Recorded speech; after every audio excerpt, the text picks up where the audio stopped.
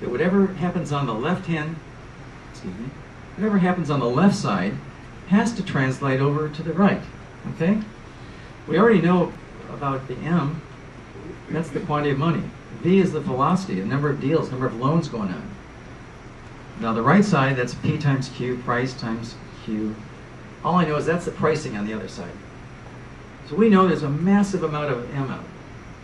And if there's just a little pickup in the velocity, the economy picks up more loan demand, unless the government takes all that M out, it doesn't take a genius to realize that there's going to be a massive amount of cash on this side, which is going to have to translate over to this side.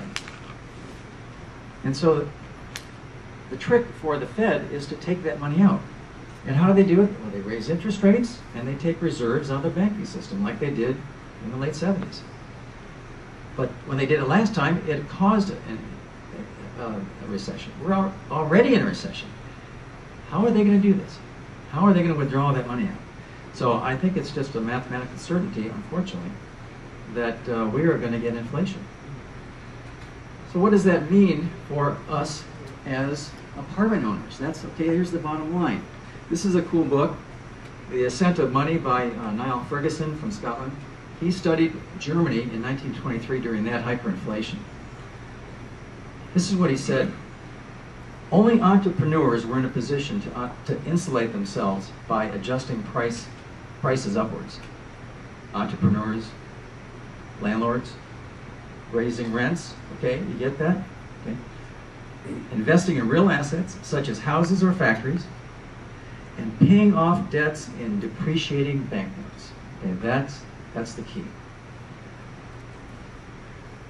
Now, I have a 3-point strategy for buying during inflation.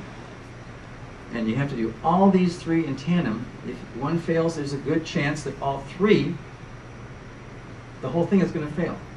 First of all, rents have to go up with inflation. They have to go freely up. You cannot have any restrictions on rents. Now we have rent control in San Francisco and Berkeley. In Oakland, we have rent control with a CPI. Is that going to be good enough? We'll see. We have to invest near jobs. People are going to need to, if they're going to be paying higher rents, inflated rents, they're going to need to be near jobs and earn a lot of money. Okay, so we've already seen that the best thing in the Inner Bay Area is to be as close to San Francisco as possible. I wouldn't want to buy in Antioch. I wouldn't want to buy in the Valley. I want to be in the Inner Bay Area. Second, highly leveraged. You have to buy with as much bank or owner financing as possible, as little money as possible down. And I'll get into that in a second. And lastly, fixed rate financing. You want fixed rate financing. You do not want adjustable rate financing. You want your rents to be able to go up, and you want your debt service capped. If you have adjustable rate mortgages and the Federal Reserve raises interest rates, that might raise your debt service. Your debt service goes up, eats into your rents, your cash flow, and that could defeat the whole thing. You see, all 3 have to work in tandem. Now, leverage. This is pretty cool. Now, this slide assumes a 15% inflation rate. Historically, not outside the realm of possibility. That means that every 5 years, prices double. Now, this is without leverage. You buy a $1 million building, all cash. 5 years later, you sell it for $2 million. You're no better off than you were before. That $2 million has been eaten up by inflation. You can buy the same number of loaves of bread with that $2 million as you can with the $1 million. Now, can you imagine if you have that $1 million in cash in the bank? In this country, right now, there is $3.5 trillion in money market accounts.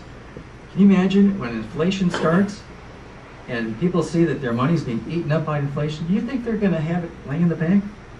No. What are they going to do? They're going to buy apartments. The demand, money coming into it, prices are going to go up. Now let's look at leverage. You buy that same $1 million building with $200,000 down, you get $800,000 in bank financing, owner financing, a combination, fixed rate financing. You sell it for $2 million. and you pay off the $800,000 loan with depreciating banknotes. You pay off the loans with inflated dollars. That may be what the federal government plans on doing with their debt. Who knows? But that's what we're going to be doing. So now you have $1.2 million left over in 5 years. But that's not worth $1.2 million. It's only worth $600,000 because of inflation. But you only have $200,000 into it. Now you've got $600,000. You've tripled your net wealth. You see how important leverage is to the whole strategy.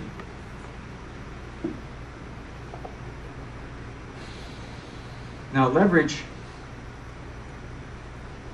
is great in inflation, but leverage in deflation is not the greatest. And we've seen what deflation can do. People have bought at the top of the market, and their values have come down, their loans are constant, their equities have been squeezed. So those people might be who we should go after buying with this strategy. So here's an example, a real-life example of one building that's currently on the market. It's not my listing. If anybody would like to buy this, I'd be more than happy to represent them. This is a building in Oakland. It's 11 units. 8 are fairly new, built in 1990 in the back. They're exempt from rent control, so the rents can really go up. Okay. This was purchased in July of 2007 for $1.4 million.